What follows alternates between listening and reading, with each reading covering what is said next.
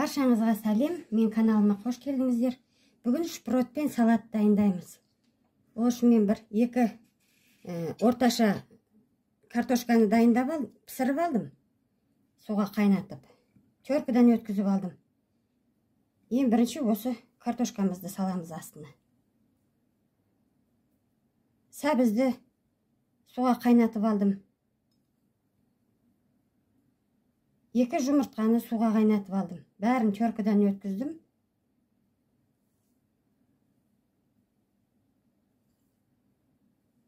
Бұл өте дәмді салат. Күнделікті дайындап отбасыңызға дайындасаңыз болады.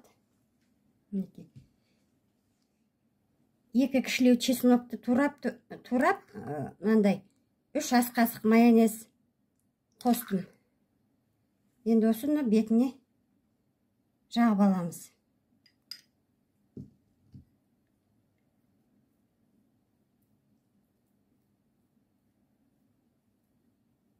Чесногын ұнатпасаңыз, құр майонезді жақсаңыздар болады.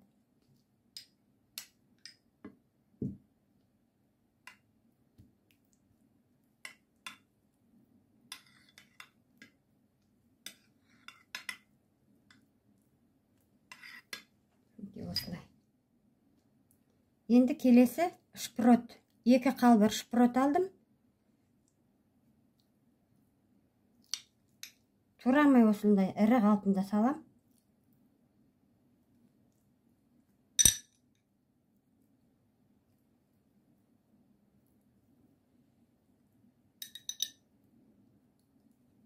Осы жетіп қалады.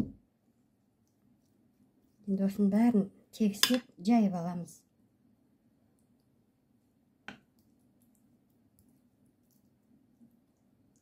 Мерекелерде жасасаңыздар да болады бұл салатты.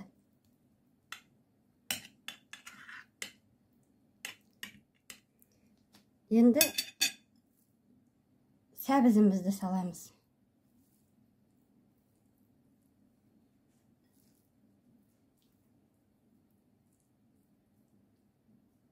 Қасықпен салып тегістесеңіз де болады, қолмен ыңғайлы.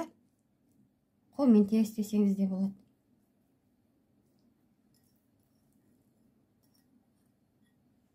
Менде 2 сәбіз теркіден өткізіп алдым. Суға қайнатып.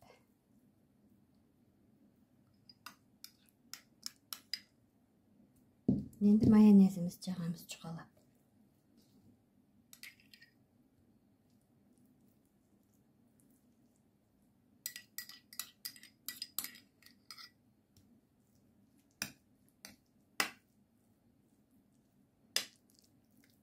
Тұз салмаймыз, өйткені майонезіміздің ішінде тұз бар.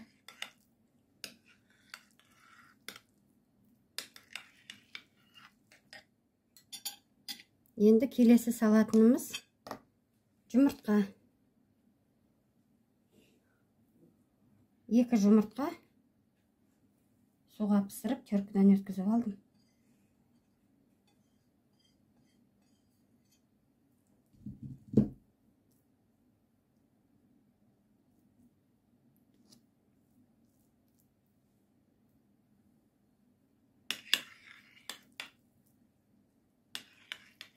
Құрметті көрермендер, менің каналыма тіркеліп кетіңіздер. Лайк басып, комментарий жазып.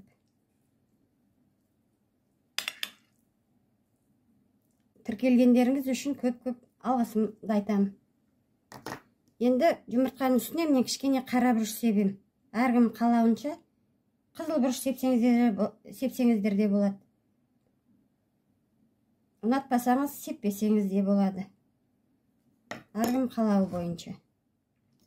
Мінеки қара бұрышты сеуіп алдым. Енді теркіден өткізген кез келген сыр жарай береді. 100 грамдай сырды теркіден өткізіп алдым.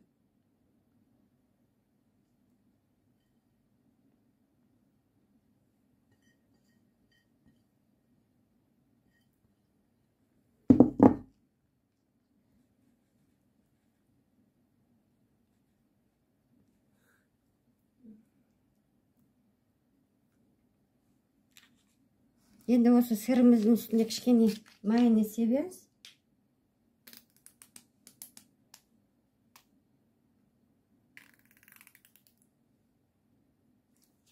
Мінекей майонез септік. Енді бетіне мынандай чипсиларды үгітіп қойдым.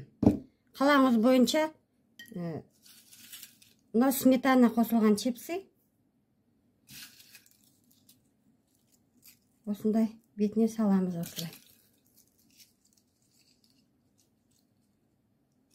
Әдемілеп.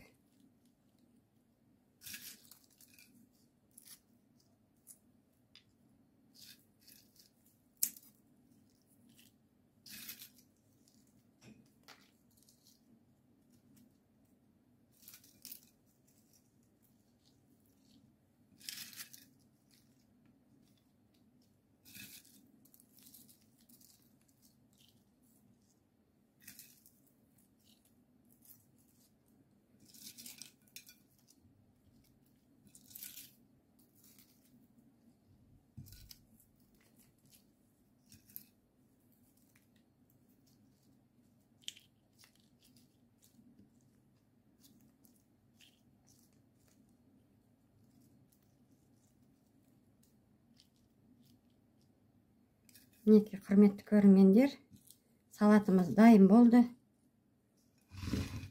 Каналыма тіркеліп, менімен бірге болыңыздар әр видеомда. Астарыңыз дәмді болсын.